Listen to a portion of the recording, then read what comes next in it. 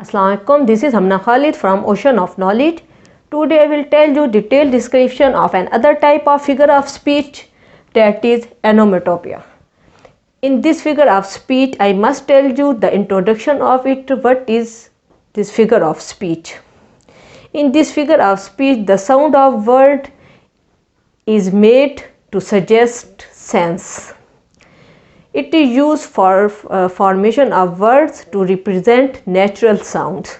It is the most appealing device.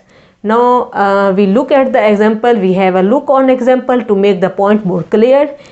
When the examples are more easy, so that it must be clear in your mind. Flapping of wings, tinkling of coins, tick-tock of clock. In it, flapping, tinkling and tick-tock are the example of this figure of speech. And other example also, there are a lot of example. For example, ding dong of the doorbell, and another example may be chirping of birds.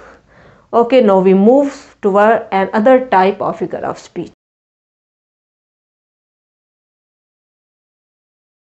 Now I tell you the detailed description.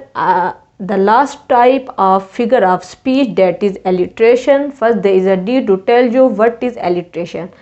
Alliteration consists in the repetition of same sounds or syllables in the beginning of two or more words. Alliteration is the repetition of initial sounds in word.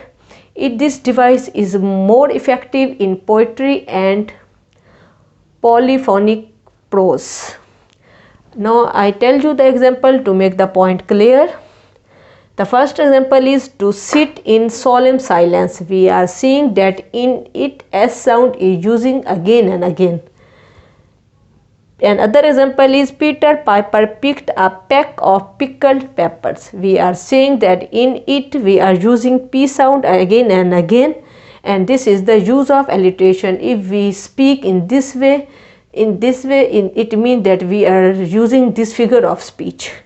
And the other example is a good cook could cook as much cookies as a good cook who could cook cookies. In it we are seeing that there is the repetition of same sounds and syllable again and again, and these I told you that these are used mostly in poetry. Another example may be a black bug bit the big black bear, and the other example is that a sheep should sleep in the shed. I think you have better understood it. It is more clear to you. Whenever there is repetition of initial sound in words, then there is a sound of alliteration. Okay, the lecture is over. See you in the next lecture. Allah Hafiz.